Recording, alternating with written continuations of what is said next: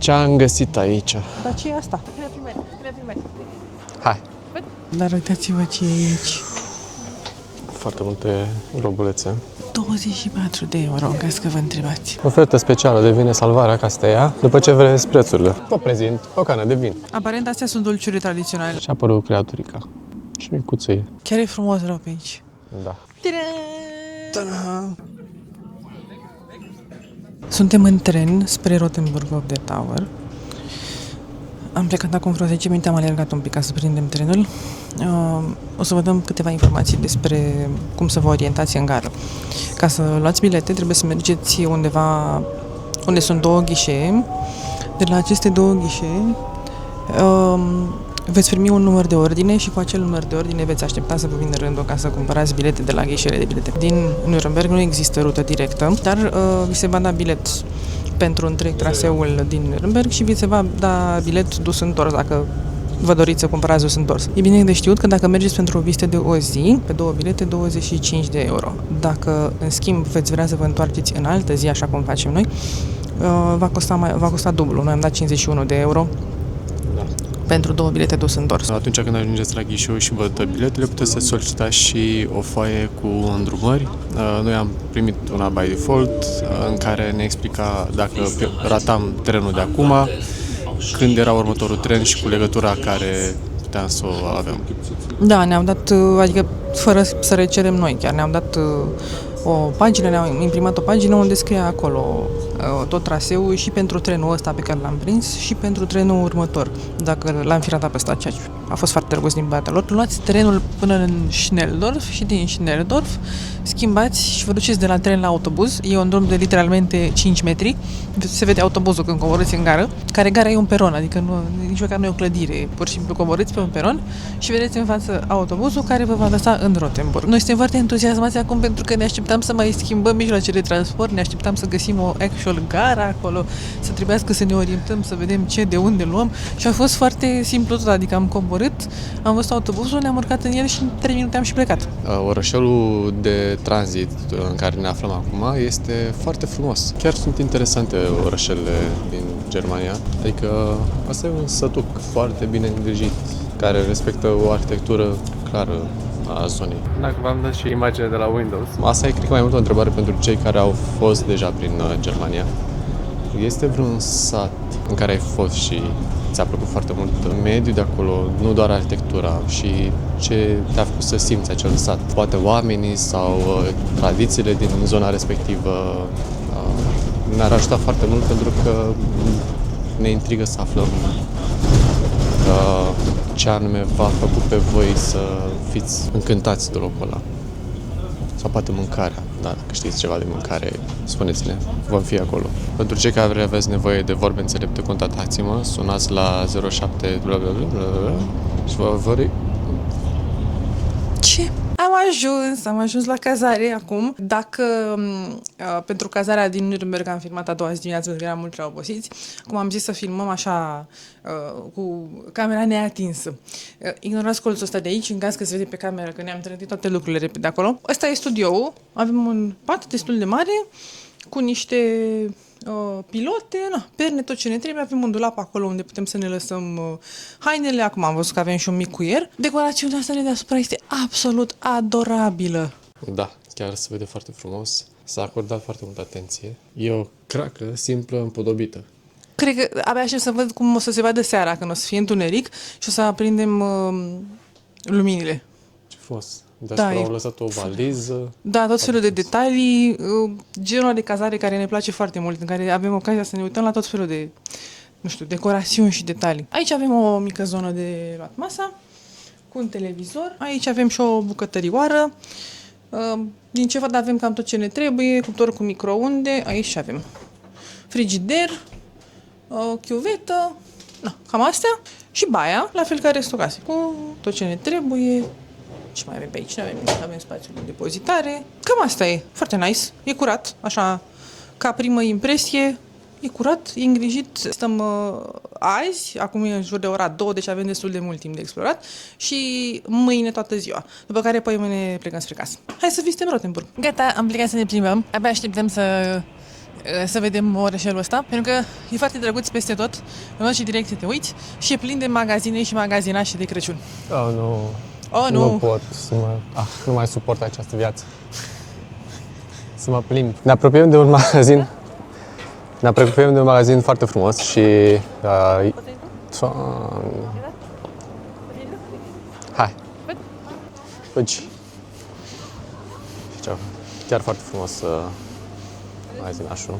Și ce călduție. Ce este aici? Ferească-mă Dumnezeu! 17 euro ăsta? Sunt extrem de scumpe toate, sunt extrem de scumpe. Nu mi-a venit să cred că n-am pus-o la 16 euro. Ăsta este un pic mai accesibil, totuși este această fundiță și este 6 euro sau 7 euro. Yes. 6 euro. 30 de lei. Fă-neți asta. Foarte multe globulețe. 24 de euro, în caz că vă întrebați. Also, în caz că vă întrebați, exact aceleași globulețe le găsiți în magazinele acelea de tip orice la 4 euro sau orice la 5 euro și le găsiți la 2-3 euro. Exact aceleași decorații.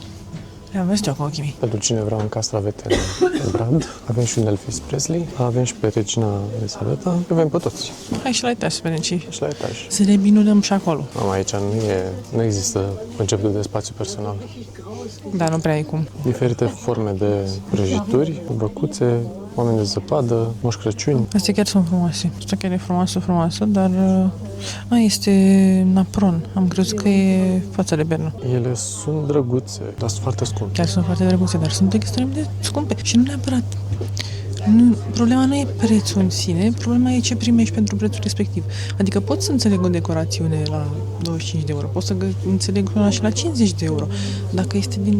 nu știu, are foiță de aur, dar nu e cazul aici. Asta, de exemplu, e frumos, într-adevăr. E asemănător cu unul pe care l-am luat noi din Viena acum 3 ani. Și astea sunt interesante. Cu o lumânare acolo și luminează în felul ăla. Astea sunt căsuțe stil calendar, în care să ai în fiecare zi ceva acolo. Prăjiturică, bombonică, ceva. Ofertă specială devine salvarea ca să te ia după ce vezi prețurile. Ne-am hotărât să nu mai intrăm la muzeu, dar am înțeles că magazinul de lângă e mai frumos chiar decât muzeul, așa că pe acela o să vrem să-l vedem. Ce drăguț, un oraș întreg de animăluțe. Da, chiar drăguț. Uite și acolo broscuța și iepurașa la scuteră, rufele de la geam. Cât de drăguț. Da. Da, foarte frumos. Sunt frumoase, ce să zic, uite și ăsta de aici. Uite ce drăguț e. Dar da, se vede că e foarte turistic. Prin prețuri. Pentru că de amenajat, e foarte frumos amenajat. Chiar cu atenție, cu grijă. Ce drăguțe sunt televizoarele astea, old school așa. Aici îți trebuie o artă ca să mergi fără să dormi nimic. Și dacă mai ai și un rucsac în spate cum are Marius, Da. dar uitați-vă ce e aici. Arată exact ca o piațetă de Crăciun și fiecare spațiu din acesta cu diverse produse este exact ca o căsuță. Doamne, cât de frumos este. Și pe sus arată drăguț. Uite cât de mică sunt pe lângă brad. Și de jos se vede foarte frumos. Chiar să zici că ești într-o poveste. E fain că sunt foarte, foarte multe lucruri de decorat. Și foarte multe stiluri. Adică chiar sunt pe toate gusturile. Da. Bă, ce drăguț sunt. Ia să vedem ce avem aici. Ce de calcat, foarte cald. Acum, sincer, la cât de mare e locul ăsta și cât de frumos e, chiar nu-mi dau seama ce ar putea să fie în muzeul Crăciunului, care să fie atât de deosebit ca să merite văzut pe lângă ăsta. Nu știu ce e acolo, dar înțeleg multele review-uri care spuneau că nu merită și că mai frumos e magazinul decât muzeul. Uite-te tu ce drăguț e ăsta. Wow, nu mă așteptam. Așteptam să fie câteva cutiuțe, câteva chestii de Crăciun, niște globulețe, dar mă așteptam să aibă 5-6 camere, chiar mai mult, cred că 7. Voi ce tip de fesar sunteți? Linie pe creastă? Sau linie așa. Pentru că noi avem exact același fes, dar fiecare îl poartă diferit. Deci, ce tip de fesar ești? Lasă-ne în comentarii. Să ne vedeți pe noi sau să vedeți târgul? Hai să vedeți târgul acum. Vreau un vin fier, dar ăștia cam dorm aici. Dar ăștia n-au vin fiert, ăștia au cocktail cu șampanie cald. Nu e ăsta... Dacă vrei... ba da, ai și vin fiert. Alb. Ai șampanie fiartă, vin fiert, dar alb. Ne respectăm, domnule. Nu mai bem vin fiert, vin șampanie fiartă.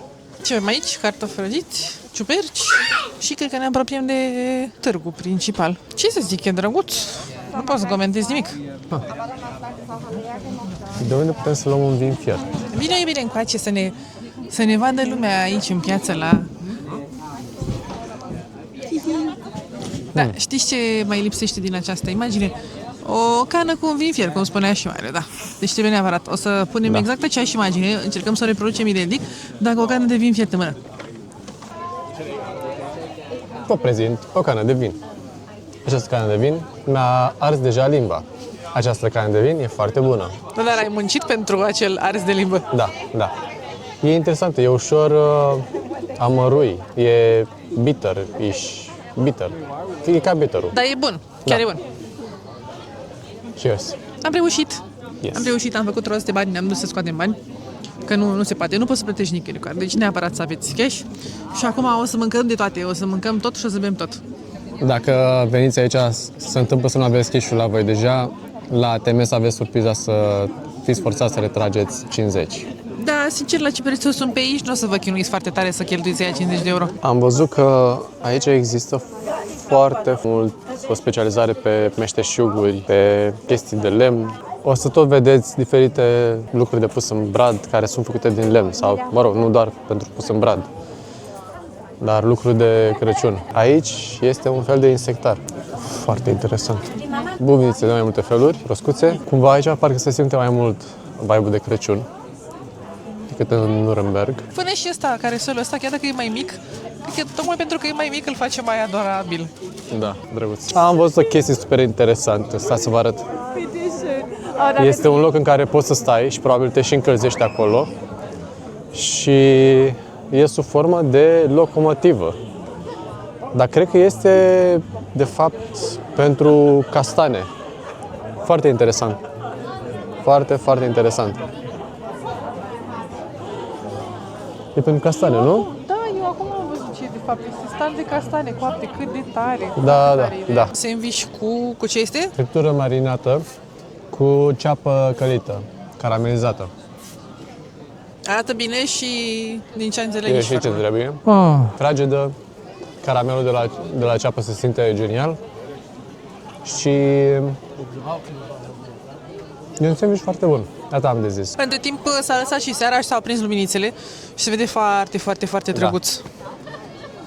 Începe să simtă și frigul deja, dar din fericire sandwich-ul ajută. Da, foarte frumos să zic, adică chiar un sătuc așa de Crăciun. Ce frumos le-au expus pe toate, sunt sticle de aceeași formă, dar în toate culorile și văd că sunt diverse tipuri de vin cu miere. Aici este vin cu miere cu căpșune, iar aici este cu cireșe sau vișine cu soc. Și multe alte variante. Arată foarte bine, așa, colorate în toate culorile. Foarte frumos, în orice direcție te uiți. M-am găsit pe mine la târguri, e exact așa mă simt. Covrigul, sandwich-ul sau ce-o fi ăla. Subscriu, exact așa arăta azi cu sandwich-ul ăla și cu vinul fiert. Începe deja să capete un vibe foarte fain de seară. Nu știu dacă se vede cu aceeași lumină clădirea aia, cum o văd eu. Camera pare să fie puțin mai luminat, dar foarte, foarte plăcut. Străzile încep să devină puțin mai animate, să apară oamenii și văd că toată lumea se bucură. Sunt mulți copii care se duc în târg cu părinții. Da, foarte frumos. Mi-e plac foarte mult acești pomișori care împodobesc intrările la toate clădirile. Că fiecare clădire are un pomișor sau doi în stânga și în dreapta ușii.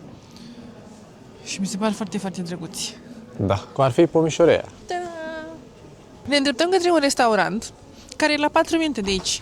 Dar pe strada către restaurant e plin de magazine. Am așa o vagă impresie că o să dureze mai mult de 4 minute acest drum. Da, dacă pe hartă vă arată aici că faceți doar 4 minute, 5 minute, nu, e o minciună. Sunt prea multe magazine ca să treceți așa până ele. Cât de tare sunt astea? Wow! Acum trebuie să intrăm. Uite și mățe. Uite. Uite ce mățuci drăguțe. Da, păi trebuie să intrăm acum. Înțelegi acum? Cât de tare! Acum realizez că astea sunt bucăți de metal refolosite, pentru că astea au fost diferite produse metalice și le-au refăcut. Foarte drăguț. Iar acum ne continuăm misiunea spre restaurant, pentru că e o misiune să ajungi acolo. incredibil de dificil pentru cei care nu cunosc greutatea de a trece pe lângă magazinele de Crăciun. Dar ai cum să nu intri, sunt prea drăguți toate. Și în față aveam iarăși un peisaj super nice. Noi acum o să mergem să mâncăm o pizza, n-am specificat. Vă întrebați de ce pizza în Germania? Pentru că am găsit pizza fără gluten în orășelul ăsta amintitel aici.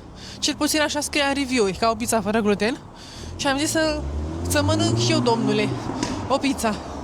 Sau orice, dar mai ca lumea, așa, mai consistent. Pentru cei care nu sunt familiari cu treaba cu glutenul, ideea este că este un compus din făină care la majoritatea oamenilor este asimilat cum trebuie, dar pentru unii oameni este toxic sau chiar otrăvitor și în timp afectează rău de tot corpul. Mi se pare foarte interesant cuțitul. Prima dată l-am văzut de sus și realizam că era o parcuire anume, dar nu îl înțelegeam perfect. Dar are sens. Are sens pentru că ții cuțitul așa și cu degetul aici ca să tai, să apeși.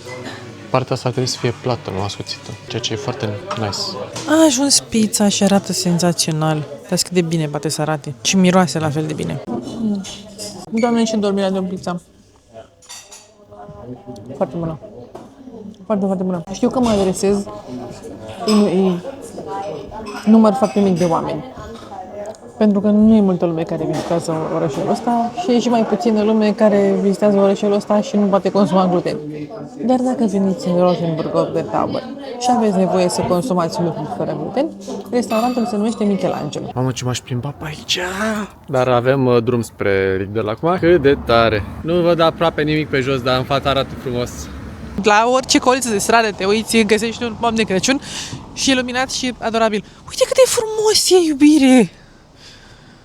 Doamne, ce drăguț e! E cu lumini din astea în formă de lumânări. Cât de tare arată! Fix! Ta-da! Mi-ar plăcea să locuiesc pe aici, să trec pe sub poarta asta casual așa. Da, bine, pe aici Sar și trec eu? mașinile, adică nu cred că ți trecem pe aici, dar nu contează. Văleu! Mamă, dacă veniți pe aici, să vă îmbrăcați bine. Da, Iarna, vai de... da, e frig.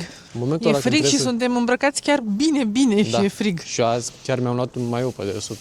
Am zis că sunt paranoic, dar hai, îl iau. Da, avem câte 3-4 straturi de haine și pe sus și pe jos și tot e frig. Dar ce să vezi, vremea de aici a zis ta-na-na, Batman, ia cu ger. O nouă zi, o nouă plimbare. Și ca în fiecare zi, wow, e mai greu de urcat cu aerul rece.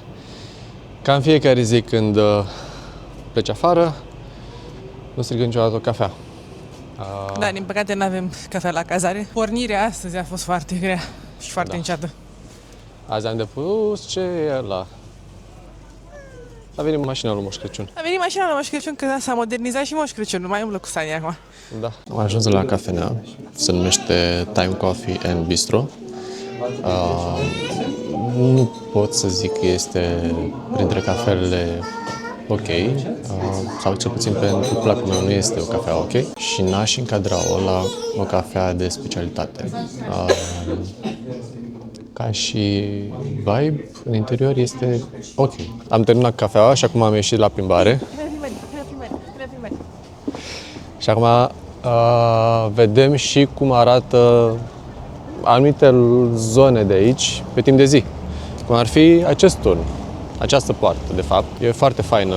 Uite, acolo aș sta la o ciocolată caldă pe colțul ăla.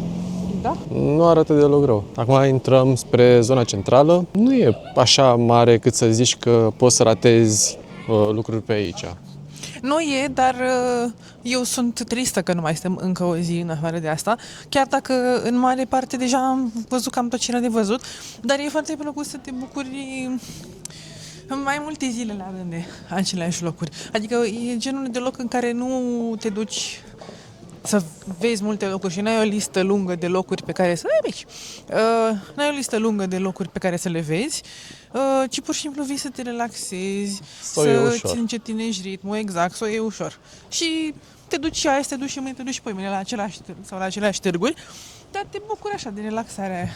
Da. Am dat de o româncă la cafeneaua unde am fost. Abia la final, când am plătit, cred că a văzut, ne-a auzit că vorbeam în română și când am fost să plătim ne-a zis că puteți să vorbim puțin română. Am vrut să o întrebăm cam de cât timp locuiește în orașul ăsta, cum mi se pare și mai departe, dar era foarte mare agitație în cafenea și era doar ea și am zis să nu o reținem. Hai pe aici, să ne introducem în spiritul Crăciunului. Chiar se simte că e puțină magie de Crăciun peste tot așa. Da, deci efectiv oriunde te uiți, vezi numai chestii de Crăciun. Gin fiert.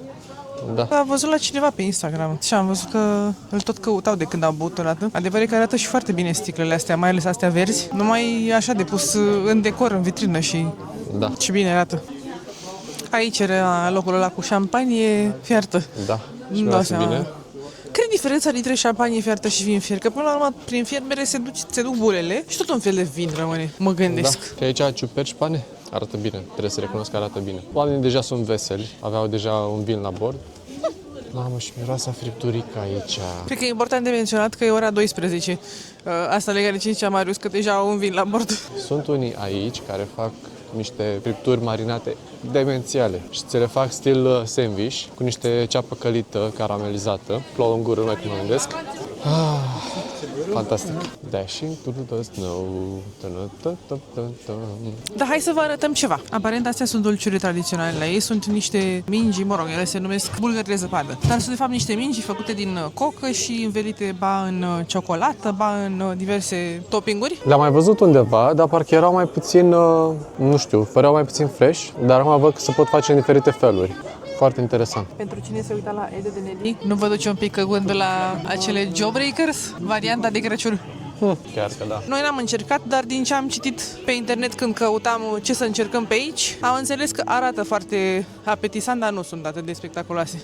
E doar o cocă Da. cu ciocolată pe deasupra. Weihnachtsgarten. Ai grădina Crăciunului, târgul Crăciunului, hotelul Crăciunului, muzeul Crăciunului și magazinele Crăciunului. Este mai crăciunistic decât ce am văzut pe internet în Laponia, nu știu. Da, oamenii și-au asumat puternic rolul ăsta de crăciunizare a orașului. Șosete cu găște și cu căței și cu măgari și cu vulpițe. Doamne, cât de drăguțe sunt. Cât de mult Mamă, îmi aduc ce- aminte asta de copilărie. Ce iluzie optică. Avea bunica mea în sufragerie, avea o vitrină, mă rog, și pe blatul de la vitrină avea o sticlă, o bucată de sticlă și între vitrină și sticlă avea din astea, așa. Nici nu știu cum să le numesc, vederi cu tot felul de imagini 3D. Wow, ce throwback la copilărie. Nu știu dacă se vede pe cameră. Se schimbă puțin. Ce amintiri din copilărie. Și vestiții magneți. Da. Uite, ăștia-s drăguți. Îmi plac foarte mult văcuțele, mi se par foarte drăguțe. Uite cana cu vițeluși. Uitați-vă cât de drăguț poate să fie. Are un fluturaș la codiță. Am găsit cană cu noi, asta sunt eu și asta ești tu, că mi-ai adus flori. Deci nu cred, trebuie să ne luăm asta, îmi pare rău. Are o pisică neagră în vârful copacului. Pentru cine nu știe, noi avem o pisică neagră. Și pe spate scrie Luna Card. Și pisica noastră neagră o cheamă Luna. Bă, ce drăguț e hipopotamul ăla din colț de jos. Da, ce cute, da.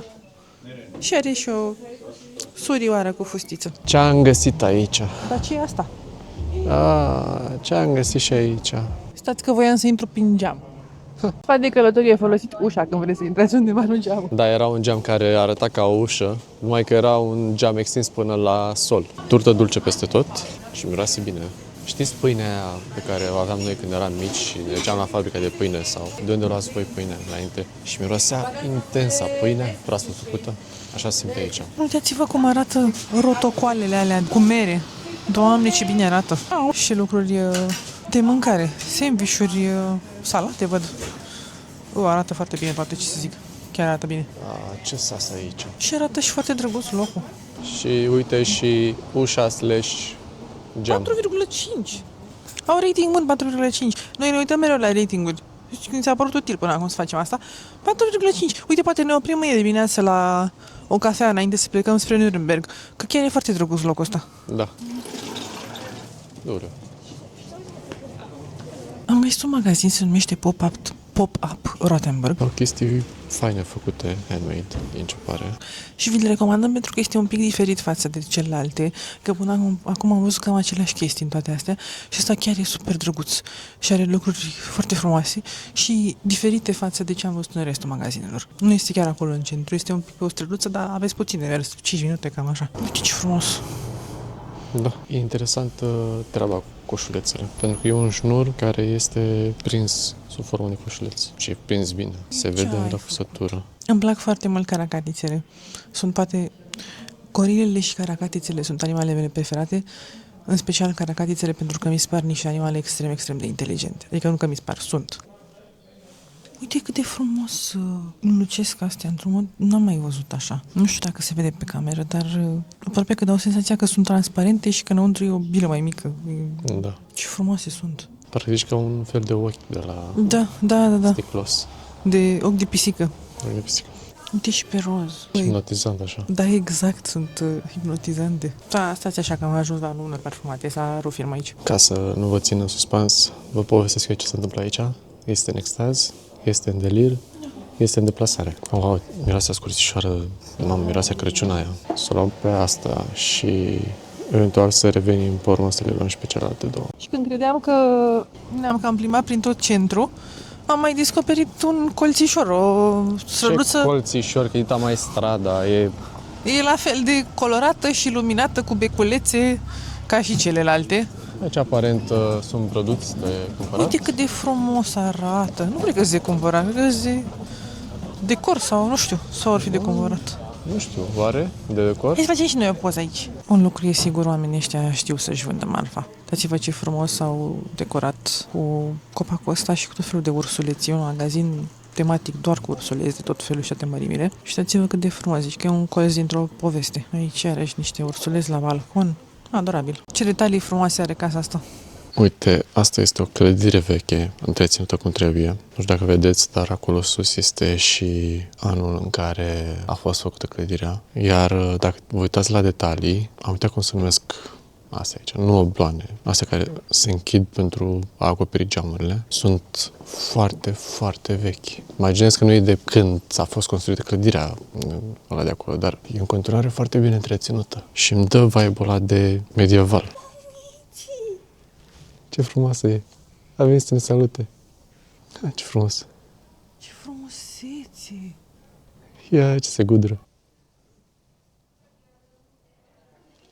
Toate orașele din Germania am văzut genul ăsta de, nu știu, punere în scenă ale momentului nașterii lui Iisus. Am mai trecut pe aici, acum îmi dau seama.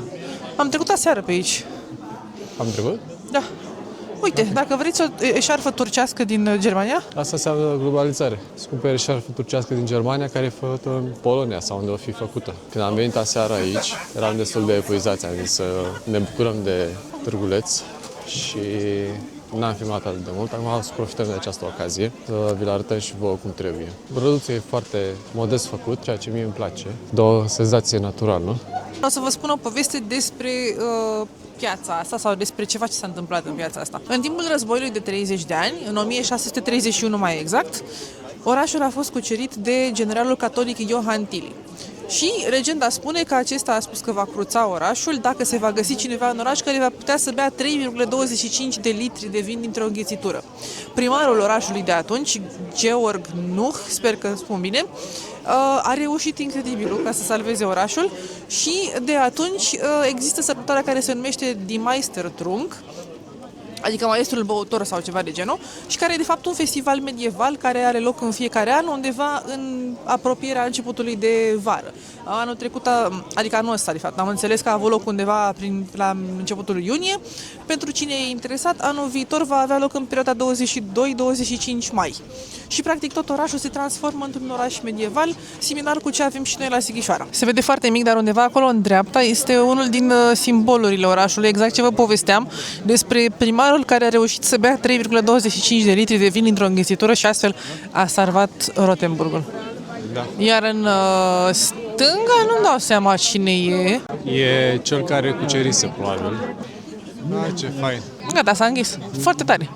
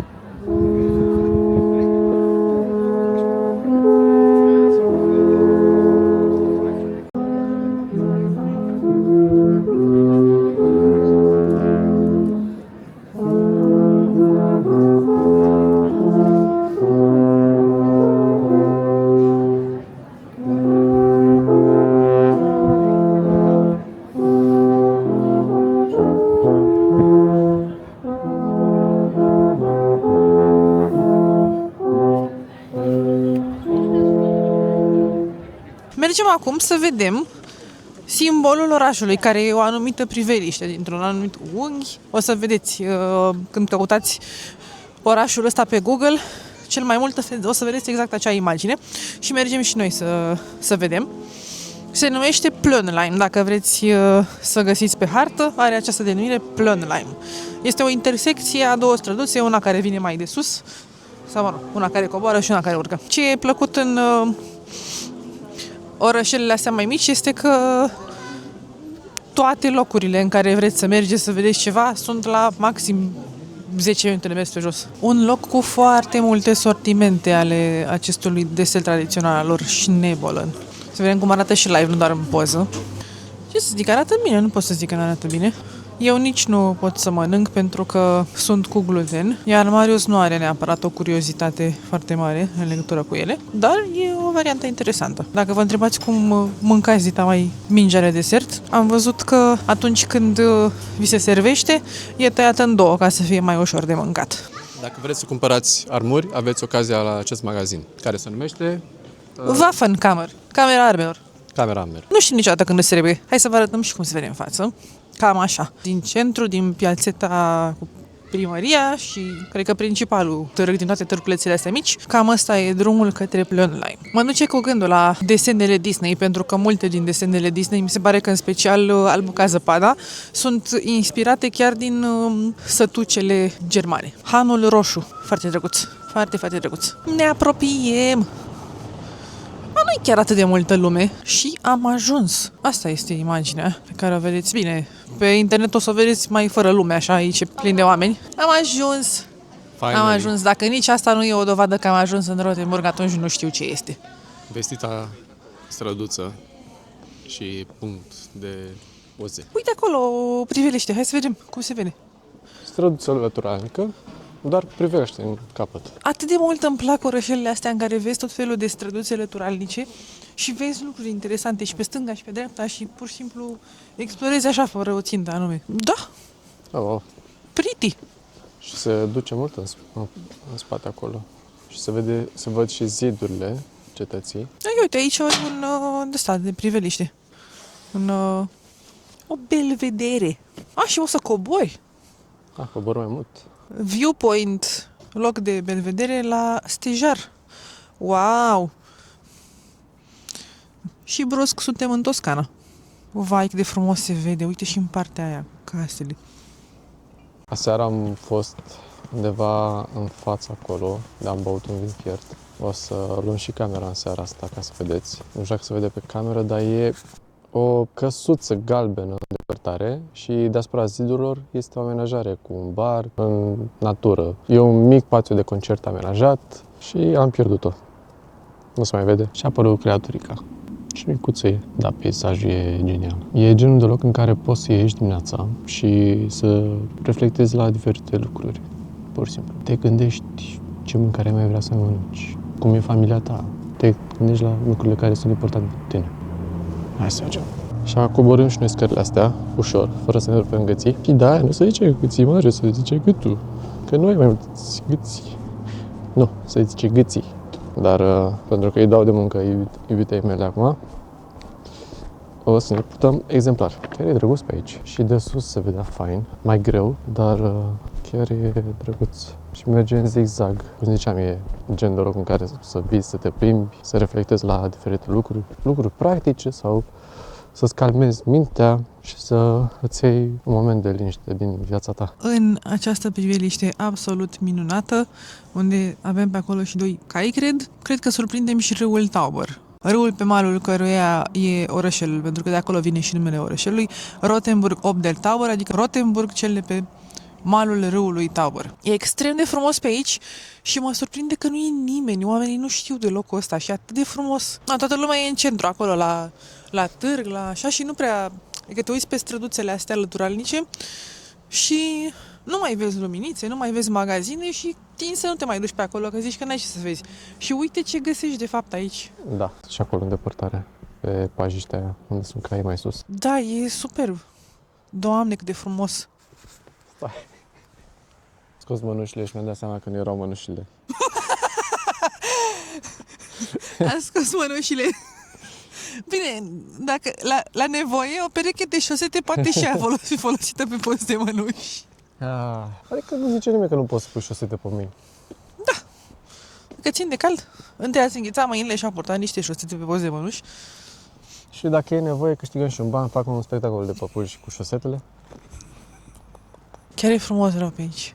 Da. Păi în ritmul ăsta ajungem la vinul fiert, ceea ce pe mine nu mă deranjează. Da, cred că astea sunt zidurile cetății pe care poți face în conjurul orașului, practic.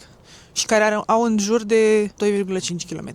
Adică în jur de 40 de minute, aș zice, 45. Cam așa. Uite niște ceva. Să fie oare afine? E posibil. Ai mei sunt foarte atenți la ce culeg și chiar culeg chestii din natură.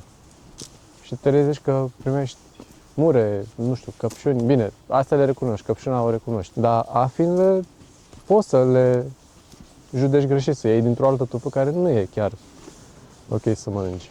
Și ciupercile. Și ciupercile, am învățat și despre ciuperci. Știu și eu că alea roșii cu puncte albe sunt de nemâncat. Oh, uite aici și mai multe. Uite câte sunt aici. Da.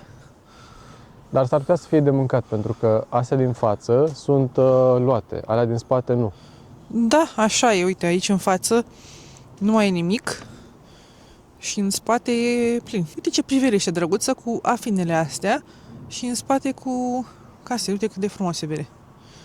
Ne-am apropiat de turnul, ce o fi ăsta, și acolo sus ne așteaptă recompensa. După ce mai facem un zigzag puțin pe aici. Și recompensa este un vin fiert foarte bun.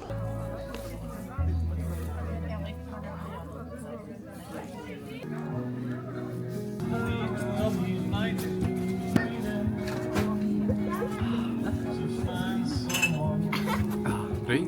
Face bun.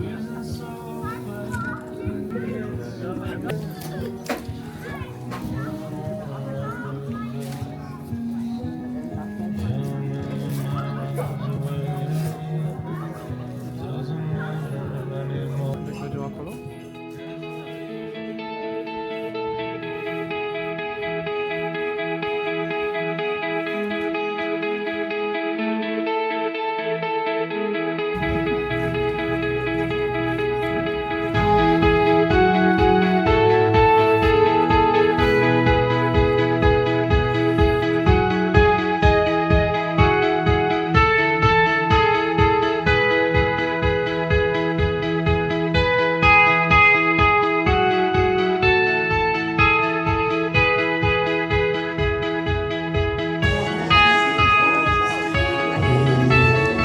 I love you.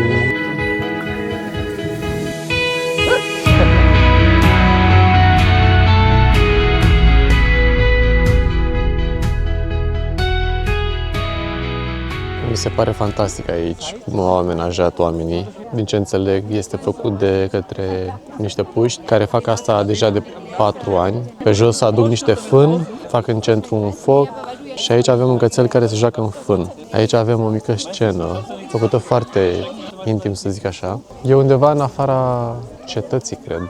Foarte frumos. Și localnici aduc copiii. Aici au amenajat alte corturi pentru a sta la vin oamenii și aici la fel. Pur și simplu vii, te încălzești și asculți o muzică super bună. Avem așa impresia că am descoperit ceva necunoscut, nu știu cât de necunoscut e, dar chiar pare că e așa mai mult cu localnici. E foarte, foarte nice. Bisschen zu. Nee, so ist gut, glaube ich. So. Scheint mir vernünftig. Am uitat să vă arătăm cât de drăguț arată intrarea în cazarea noastră. Cu o săniuță aici, post de băncuță, cred. Foarte drăguț. Suntem în dimineața plecării și ne-am oprit la o cafea. Mai avem cam jumătate de oră, 40 de minute de pierdut. Și ne-am oprit la o cafea la un loc care se numește Brot und Zeit. Adică pâine și timp. Și arată foarte drăguț locul. Încă n-am gustat din cafea, dar așa doar vizual vi-l recomandăm pentru că au și cafele și dulciuri și sandvișuri. Da, Și e destul de variată. da, și foarte drăguț. Hai să vedem și cafeaua. Nu ne place. Cam toată cafea e cam la fel peste tot. Da. Are un amărui ciudat în ea. Da, nu e... Diferit față de cafeaua care o bem noi în București, puțin. Noi încă n-am găsit loc care să aibă cafea de specialitate mai bună decât în București. Chiar n-am găsit. Dar am găsit două cafele de care, da, adică dacă aveți nevoie de un pic de benzină, să beți niște cafea, Fix benzină? exact, fix benzină, e bună, e ok. Nu. E băubilă, hai că e băubilă. E benzină. E bine. Da, o să mai avem vreo 2-3 ore de pierdut prin Nuremberg după ce plecăm de aici. Și cam asta a fost, sperăm că v-a plăcut. Și dați un follow dacă v-a plăcut, evident.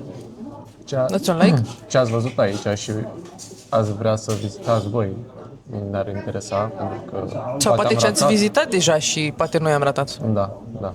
Mi-ar ajuta Da. foarte mult pentru data viitoare când vom veni aici. Ne-ar ajuta dacă vă place ce facem și dacă vă abonați la canalul nostru și dacă ne dați un like, pentru că pentru noi contează mult să știm că sunt oameni care ne urmăresc. Și că să ne dăm seama că facem ce trebuie și dacă nu facem să știm să îmbunătățim Exact. într-un mod diferit. Da.